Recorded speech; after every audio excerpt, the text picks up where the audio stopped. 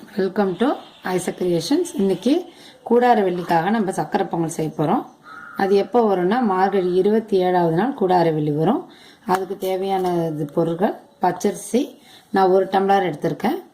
உங்களுக்கு எவ்வளோ தேவைப்படுதோ அவ்வளோ வச்சுக்கோங்க. நான் எடுத்த 1 டம்ளர் வந்து 1/4 கிலோ இருக்கும். அதனால் நான் 1/2 கிலோ வெல்லம் எடுத்து வச்சுருக்கேன். வெல்லம் இல்லை, இப்போ நான் என்ன பண்ணியிருக்கேன் அப்படின்னா வெல்லத்தை கொஞ்சோண்டு தண்ணி ஊற்றி கொதிக்க வச்சுருக்கேன். பாகுலாம் கிடையாது, சும்மா கொதிக்க வச்சுட்டு அதில் இருக்க கல்லை வடிகட்டி இதில் வச்சுருக்கேன். 1/4 கிலோ அரிசின்றதுனால ஒரு 50 கிராம் பருப்பை நல்லா செவர வறுத்து வச்சுருக்கேன். பாசிப்பருப்பு, முந்திரி பருப்பு, திராட்சை வச்சுருக்கேன். ஏலக்காய் வந்து பொடி பண்ணி வச்சுருக்கணும். அடுத்து பால் எவ்வளோ எடுத்திருக்கேன் அப்படின்னா நான் எந்த டம்ளரால் 1 டம்ளர் அரிசி எடுத்தனோ அந்த டம்ளரால் 1 டம்ளர் பால் எடுத்திருக்கேன். இதுக்கு தேவையான பொருட்கள் இவ்வளோ மட்டும்தான். நமக்கு சுவையான பொங்கல் எப்படி செய்யலான்றதை பார்க்கலாம். இங்கே பாருங்கள், பருப்பு அரிசி ஒன்றா கலந்துட்டு அந்த பாத்திரத்தை கழுவிட்டு நம்ம 1:3 இது நல்லா 3 டம்ளர் அரிசி எந்த ரொம்ப பழசுன்றனால 3 டம்ளர் தண்ணியும் 1 டம்ளர் பாலும் ஊற்றுறேன். புது அரிசினா எல்லாத்தையும் சேர்த்தே 3 டம்ளர் ஊற்றினா போதும். உங்கள் அரிசியை பார்த்துக்கோங்க. அரிசிக்கு தகுந்த மாதிரி நல்லா குழைவாக இருந்ததுனால பொங்கல் நல்லாயிருக்கும். அதனால குழைவாக 4 டம்ளர் தண்ணி தாராளமாக வைக்கலாம். நீங்கள் பார்த்துக்கோங்க. நான் இப்போ இதை கழுவிட்டு குக்கரில் வச்சுட்டு காமிக்கிறேன். அரிசியை கழுவிட்டு வச்சுட்டோம். இந்த பாருங்கள், ஃபஸ்ட்டு 1 டம்ளர் பால் ஊற்றிட்டேன்.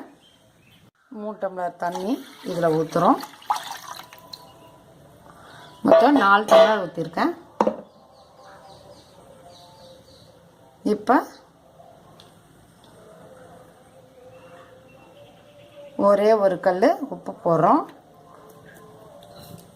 இதை மூடிட்டு ஒரு 2 விசில் வைக்கலாம். ஏன்னா கம்மியாக இருக்கிறதுனால 2 விசில் வைக்கலாம். ஒருவேளை நிறையா சமைச்சிங்க அப்படின்னா 1 விசில் வச்சா போதும். ஃபுல்லாக இருந்துச்சுன்னா நம்ம கம்மியாக தான் சமைக்கிறதுனால 2 விசில் இல்லை 3 விசில் கூட வைக்கலாம். அப்போ தான் நிறைய வேகும். பாருங்கள், குக்கரை திறந்துட்டோம். இது கரெக்டான விஷயம். பாருங்கள், இதை வந்து நம்ம இப்படி கரண்டியால் மேஷ் பண்ணி விடணும். பாருங்கள், சாதத்தை நல்லா மசிச்சு விட்டுட்டோம். இது நல்லா வெயிட்டான பாத்திரத்துக்கு கரண்டி வச்சு இந்த பின்னாடி சைடில் வச்சு நாங்கள் மசிச்சு விடும்போது சாதம் நல்லா குழஞ்சிரும். இன்னும் மிச்சம் மீது குழஞ்சிரும். அதுக்கப்புறம் இந்த வெல்லத்தோட இதை ஊற்றிட போகிறோம். இது பாருங்கள், இந்த வெல்லத்தை ஊற்றிட்டு கிளறிட போகிறோம். சாதமாக இருக்கும்போது மசிச்சிடலாம். வெல்லத்தை விட்டுதுன்னா மசிச்சிட முடியாது, அவ்வளோதான். அதுக்காக இப்போ வெல்லத்தை போட்டுட்டோம், மசிக்க போகிறோம். பாருங்கள், நெய் ஊற்றிருக்கேன். நெய் விட்ட நெய்யில் நம்ம முந்திரி பருப்பை தாளிக்க போகிறோம்.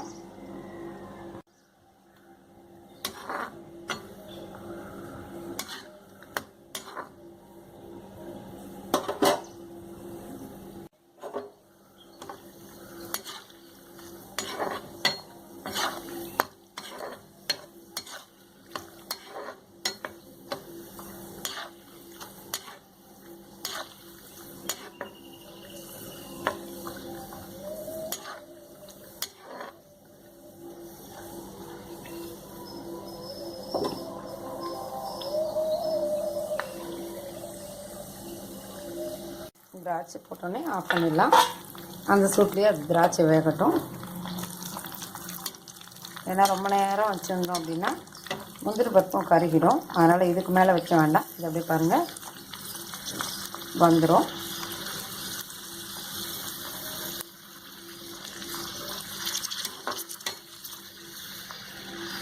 கட்டி இல்லாமல் இப்படி கட்டி இல்லாமல் ஃபுல் சாதத்தையும் இப்படி கிளறிடணும். அவ்வளோதான், இதோட வேலை முடிஞ்சிச்சு. அதுக்கப்புறம் நம்ம அடுப்பில் வைக்கணும்னு அவசியம் இல்லை. சாதம் நல்லா குழையணும், அதுதான் முக்கியம். எதுவுமே பிரச்சனையே இல்லை. இதில் இப்போ நம்ம நெய்யை ஊற்றிட போகிறோம்.